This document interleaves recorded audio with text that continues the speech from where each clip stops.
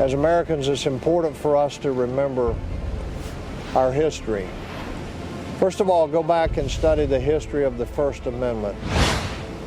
The amendments to the Constitution, or the Bill of Rights, the very first one that they dealt with was freedom of worship? No, freedom of religion. The First Amendment is about our freedom to believe.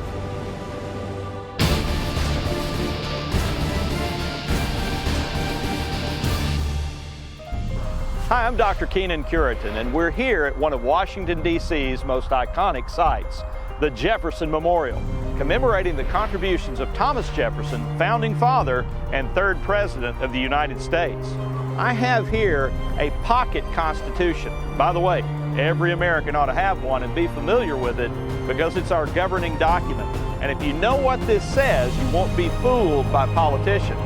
But this Constitution would have never been ratified without the promise of a Bill of Rights.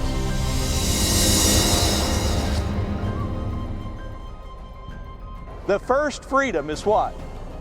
The freedom of religion, right? The freedom to believe.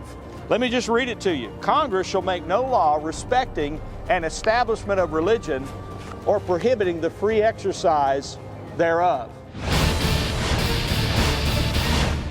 There's a healthy debate as to what is meant by the establishment of religion, that which is prohibited by the First Amendment. Congress shall make no law respecting an establishment of religion.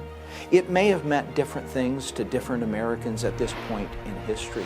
I think the one thing that we can say they were all agreed on is that it prohibited the institutional establishment of a particular sect or denomination, the kind of arrangement that one found not only in England but virtually all European countries at this time. So there was very much a focus on not having an institutional tie between the powers and the purse of the state and the local church. And so clearly that was among those things that they desired to prohibit. There were a number of people responsible for religious freedom in America, but the most well-known is Thomas Jefferson. And yet when it comes to the role of faith in public life, Jefferson's views are the subject of the most debate. No matter what you read online or hear in the media or in the classroom, Jefferson's views about God and our religious freedom are right here, etched in stone for all to see. Look at the first panel right over here to my left. We hold these truths to be self-evident, that all men are created equal and that they are endowed by their Creator with certain inalienable rights. Then he ends up down at the bottom for the support of this declaration with a firm reliance on the protection of divine providence, right? We mutually pledge our lives, our fortunes, and our sacred honor. Look over here at the second panel. The Declaration of Independence there. This second panel is the Virginia Statute for Religious Freedom that Thomas Jefferson drafted in 1777. He starts out by saying, Almighty God has created the mind free. All attempts to influence it by temporal punishments or burdens are a departure from the plan of the holy author of our religion. Who's that? Jesus, right? Hebrews 12. Who's the author and the finisher of our faith, right? And then notice the third panel. Let's read it together. God, who gave us life, gave us liberty. Can the liberties of a nation be secure when we've removed a conviction that these liberties are the gift of God? Okay, in 3 of these 4 panels, God is referenced. Jefferson, throughout his adult life, was a champion of religious liberty. In fact, he was known by Americans as a great champion of religious liberty. Now, we can speculate as to why that is. One thing we do know, that his native Central Virginia was a place where there had been great persecution of religious minorities, minority religious sects, in particular the Baptists. And so Jefferson had observed this firsthand. And so one can speculate that he recognized and appreciated the need to protect people in the exercise of their religion. Now, interestingly, Jefferson, Madison, and their colleagues realized that future lawmakers might try to limit this right. And there was nothing they could do about it except issue this warning, quote, "We are free to declare and do declare that the rights hereby asserted are of the natural rights of mankind, and that if any act shall be hereafter passed to repeal the present or to narrow its operation, such act, such law will be an infringement of the natural right." They were warning of what is literally happening today, which is the infringement of our natural God-given right, the freedom to believe. So, Thomas Jefferson championed religious liberty for all Americans and laid the foundation for our First Amendment freedom of religion.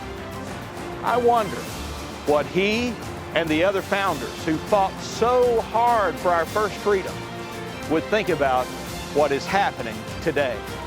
Modern courts and those who bow to their opinions are now infringing on our natural God-given rights. Our freedom to believe is under fire. What should we do about it? Well, Jefferson's words etched around the top of the rotunda in marble are not a bad place to start. "I have sworn upon the altar of God eternal hostility against every form of tyranny over the mind of man." Folks, we are free to believe. And when we as Americans willingly sacrifice our liberties, our freedom to believe, we are going to lose our country. The First Amendment is about our freedom to believe.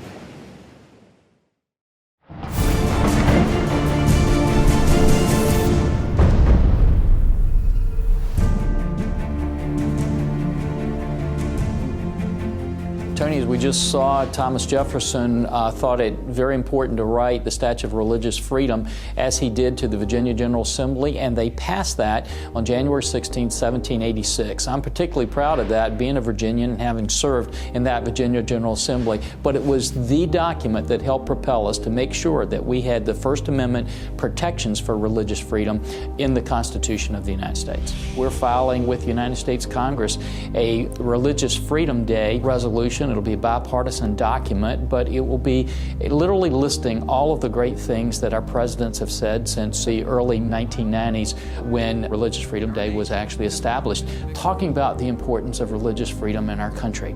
And one of the things people need to recognize as they look at religious freedom and concepts of religious freedom across the country today is oftentimes we don't hear the voices of faith because they seem to be drowned out in our media today or on the internet or whatever. But every day they see the faces of faith. They see it in organizations like Little Sisters of the Poor, which will literally touch 13,000 people this year who are in poverty because of their faith that drives them to do that. And yet they're challenged in that faith because the federal government's trying to make them do things that are against the very core and nature of their faith. That's why you saw over 200 members of Congress joining an amicus curiae brief to try to make sure the United States Supreme Court in March of this year upholds their faith and their freedom. So Tony, thank you for fighting to make sure we continue to have that freedom to believe in our country, because since the beginning of our history, it's been a vitally important part of what makes America, America.